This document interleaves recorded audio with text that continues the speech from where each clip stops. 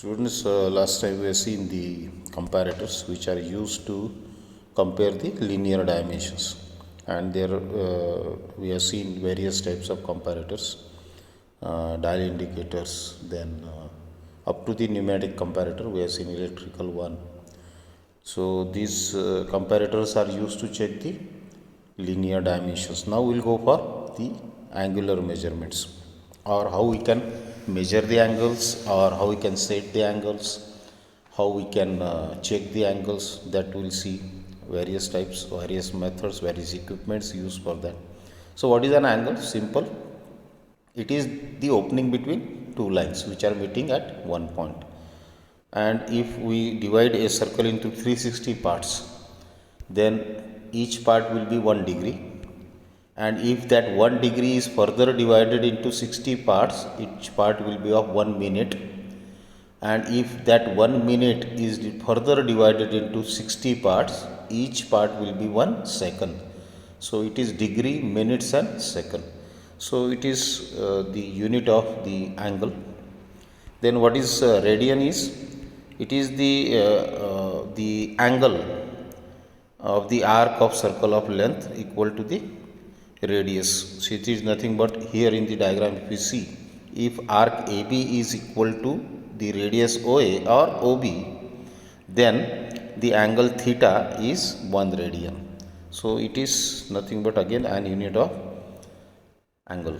So the instruments which are used for angular measurements are universal BL protractor, sine bar, clinometer, autocollimeter and angle gauges. So as we have seen the simple protractor which is used to measure the degrees as we use in design and drawing. As universal BL protractor is further, it is a modified form of the protractor where we can measure the angles up to minutes. So it is having a main scale plus a vernier scale. So again that main scale degrees are subdivided into minutes with the help of vernier scale, and we can check the dimension, or we can check that angle directly or measure that angle directly. So this is universal BL protractor, which is an instrument which is a simple instrument which gives you the direct reading of the angles. So the main scale and the vernier scale is there, and that we can get it directly. We can measure the acute angle as well as the obtuse angle also. Then next is sine bars. So sine bar is nothing but a high carbon steel, or you can say corrosion resistant steel, which is hardened, ground and stabilized. Very precise, very say surface finishing is very good in the sine bars always, because it is used for checking or measuring the angles. This sine bar is also we are having in our workshop, so we'll carry a experiment on this sine bar for angular measurements or angle measurements. There are two cylinders of equal diameter attached at the ends of, as shown. We'll see the figure of this, and the distance between the axes of these cylinders can be 100 mm, 200 mm, 300 mm, 500 mm, so far. So it can be depending on whatever job you want to check, you can extend the length of the sine bar. So the sine bar is designated basically for the precise setting out of angles, and generally used in conjunction with slip gauges. So slip gauges are to be used with the help of this, and a surface plate is to be used, and we can get the angle with the help of, we can set the angle, we can measure the angle, or we can check the angle whether it is within the precise limit or not. And it works on the principle of trigonometry. The slip gauges are available in a box where it is from 0.001 mm height to 100 mm height, a set of somewhere 83, 84 gauges with the help of which we can adjust any height. So any height can be adjusted, and this slip gauge box is also we are having on our workshop. Now these slip gauges, if we are stacking it one above other, then it is the method, it is to be slide first like this, two slip gauges, if are to be stacked one above other, they are to be slide like this, then they are to be slide like this crosswise, first linear, then crosswise, then angular, and then we can stack it, so that there will be some generation of magnetic force in between, then that could stick on this. So it is the set of 103, 48, 76, 31 pieces is available, and these are the standards given in which these slip gauges are available in the market. So how they are used? So here you can see the two rollers A and B, and the distance between this is L, that is the length, that can be 100 mm, 200 mm and 300 mm depending on the size of sine bar. Then this is the height adjusted with the help of slip gauges. So we know the height, we know the length, so we can get the theta with the help of this. Theta is equals to psi. As we can see, what is this opposite upon the hypotenuse, this theta, right? Sin theta is opposite upon the hypotenuse. So what is theta? It is sine inverse of height upon length, that is opposite upon the hypotenuse. Hypotenuse is the length. So with the help of this formula, we can get the angle with the help of sine bar. So checking unknown angle of the component, if you want to check the unknown angle, then how it can be done? The sine bar is adjusted like this, so that this workpiece will be horizontal.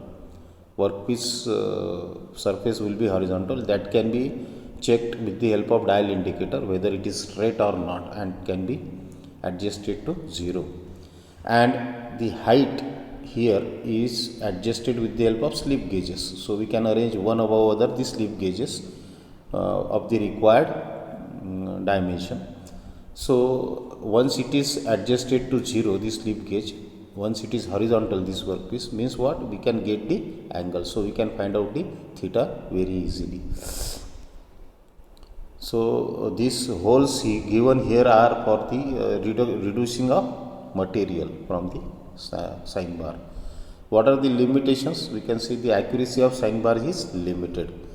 So accuracy is limited because the distance between two precision rollers, and hence it cannot be used for as primary standard of angle measurement. So this is, we are not using these sine bars at workshops or at the production center. They are used at in some lab or some lab work where we are doing certain experiments. So that time only it cannot be used at the shop floor for checking. Every time this setting and all this won't be possible. It is very time consuming actually. So it is not possible to get the arrangement very readily. So it is not possible to arrange use it at the shop floor. So it is used in some metrology lab or somewhere in the where we are carrying out the checking and inspection. So sine principle is fairly reliable at angle less than 15 degrees. So if the angle is less than 15 degrees, this trigonometry sine principle is reliable. But if it is beyond that, if it is more than 60, then we should not use sine bar. But if it is from 60 to 15, we cannot say that it is very reliable. But below 15, it is very reliable. So for angle exceeding 45 degrees, sine bars are not suitable. And it is very clumsy, means very heavy sine bar. So to hold it in position, it is difficult. Then the body of the sine bar obstruct the gauge block stack. That gauge block stack or stacking of these slip gauges can be very difficult. Then it can be error of the sine bar caused due to large angular errors. Long gauge stacks are not nearly as accurate as shorter gauge blocks.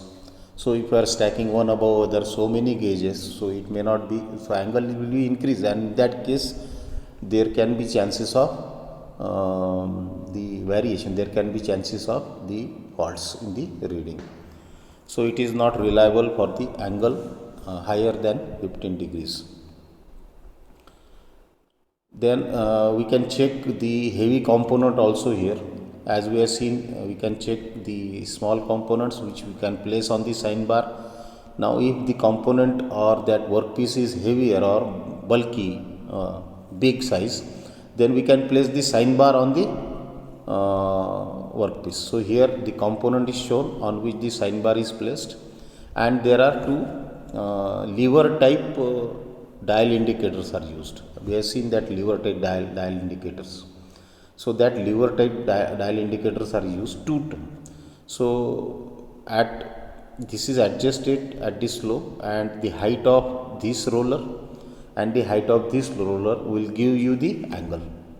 So with the help of this, means the length, that sin theta, that is equal to hypotenuse upon the opposite side, that is the height. So this height we can get it with the help of the difference between this dial indicator on this side and dial indicator on this side. So at the place of slip gauges, we are using dial indicator here, the lever type dial indicator. So this difference in between height of the lever indicator on right side and the lever indicator on left side, this height can be used in that relation sin theta, or theta is equal to sin inverse of that h by L. So this we can use this height with the help of, we can measure it with the help of the height gauges.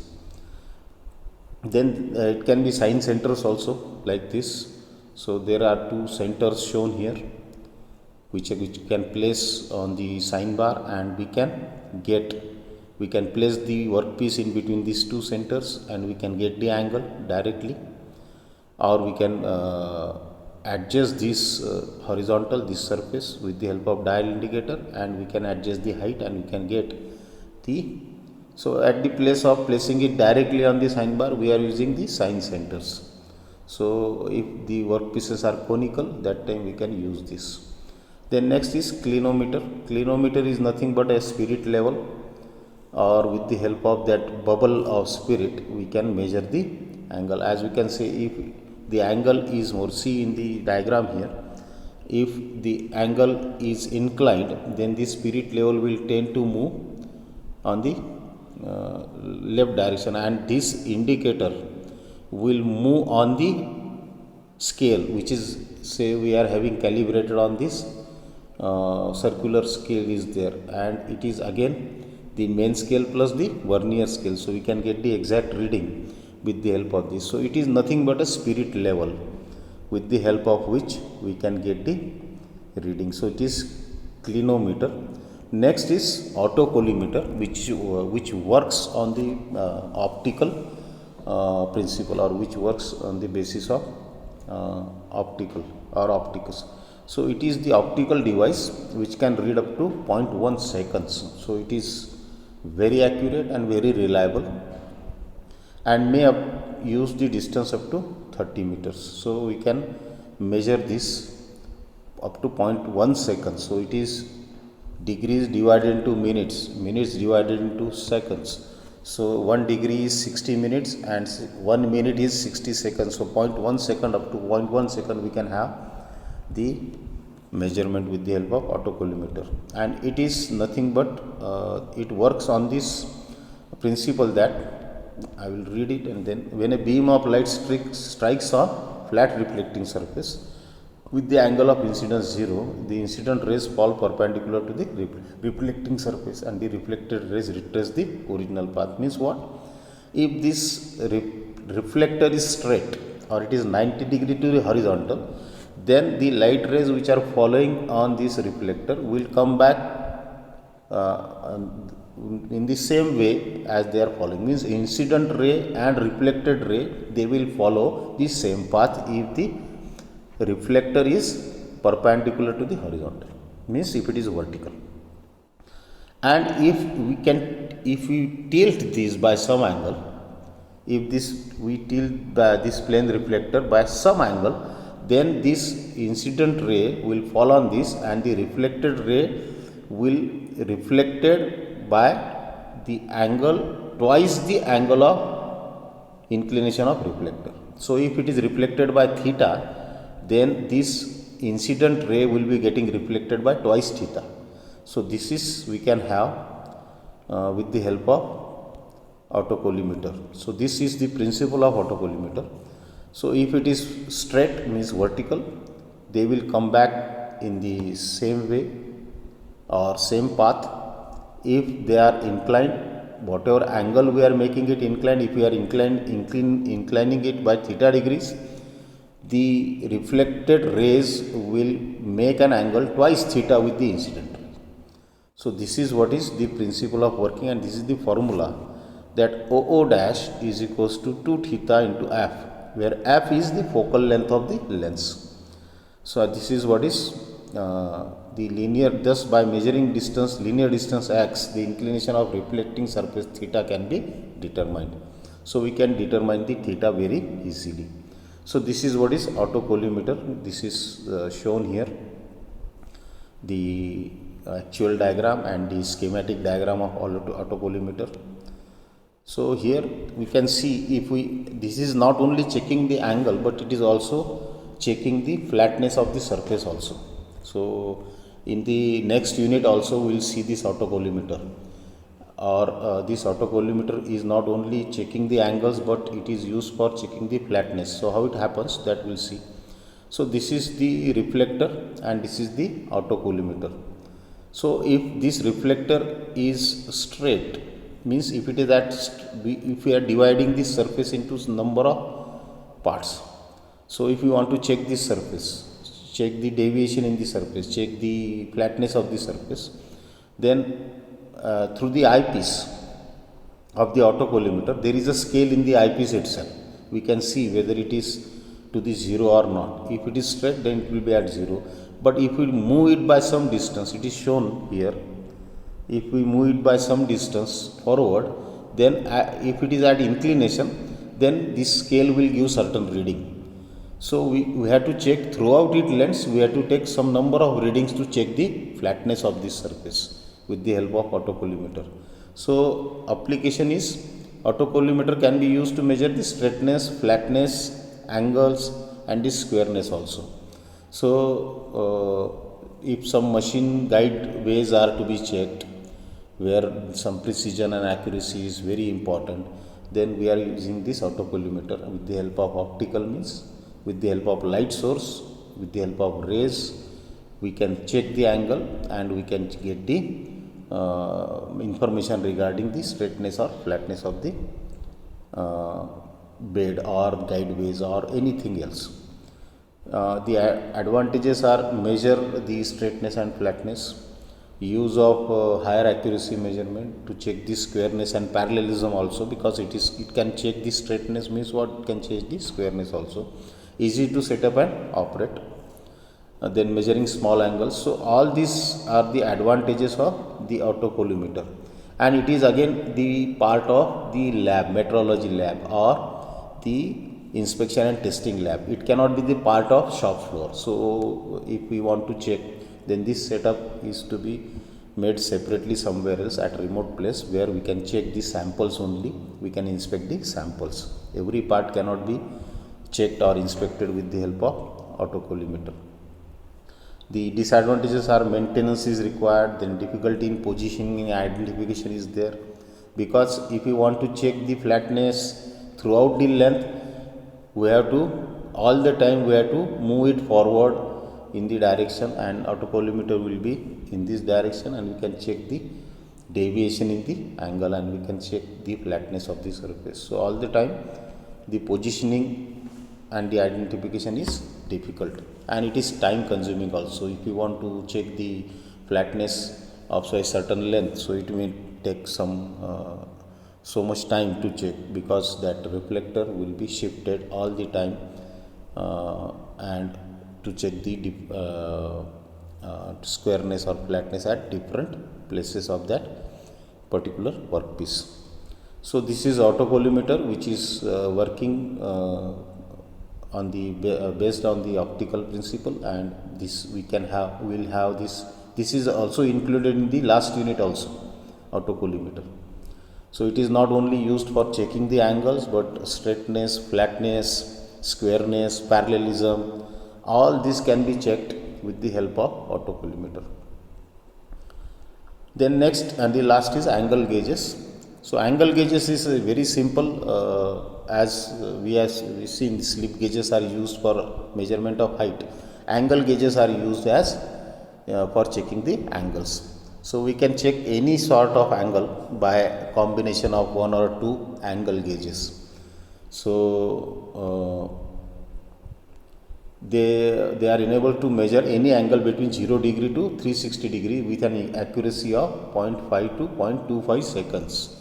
So these gauges are again just similar as slip gauges, and the ringing surface means this we have seen the movement of these gauges one above other before stacking it one above other is known as what? The ringing of the gauges. So this is nothing but the ringing of the gauges, and with the help of this ringing we can stack these angle gauges also one above other. So how we can do it? Is just a vase shaped block, then the shape is vase shaped, used as standard for angular measurement, reduce the setup time and minimize the error. So here we can directly get the reading. So the setup time for these angular gauges is very less. So if you want to add this, then the sine of this angle, see this upper angular block is of 27 degrees and the lower is of 9 degrees. So this angular sine, if it is in one direction, then it is, this total angle is 36 degrees, 27 plus 9. So if you want to add, then this angular sine should be in one direction. If you want to subtract, then this angular direction will be in opposite direction. So this angle will be 27 minus 9. So it will be of 18 degrees. So addition and subtraction can be done. We can adjust, we can get any combination of the angular gauges to check the angles to 0.5 seconds. So this is the angular gauges which are available in the form of the box, just similar to the slip gauges, and with the help of this we can check the angles. So the set of angles gauges consist of 14 pieces and the divided into 4 types. So these are the details of the how these sets are available in the market, and we can get the any combination we can make it and we can check the angles. Next time we'll see the screw thread measurement. So this is what is the angular measurement and the things which are used to for the angular measurement, right from the universal bevel protector, or the same is known as vernier bevel protector, to the angle gauges. So we are using sine bar, we are using autocollimeter, we are using clinometer. So all these are the equipments we are using it to check the angles. But checking of angles, if you want to do it in the shop floor, then the bevel protector is a simple equipment which you can use in the shop floor. But the other equipments what we are seeing, such as autocollimeter or this sine bar, they can be used in the labs only. They can be used in the metrology labs or the inspection and checking labs, where we want to have a setup and we cannot check every part, every workpiece in the lab. So if you want to check it in the at the shop floor, the angle gauges or universal bevel protector is sufficient. So next time we'll see the thread measurement, screw thread measurement.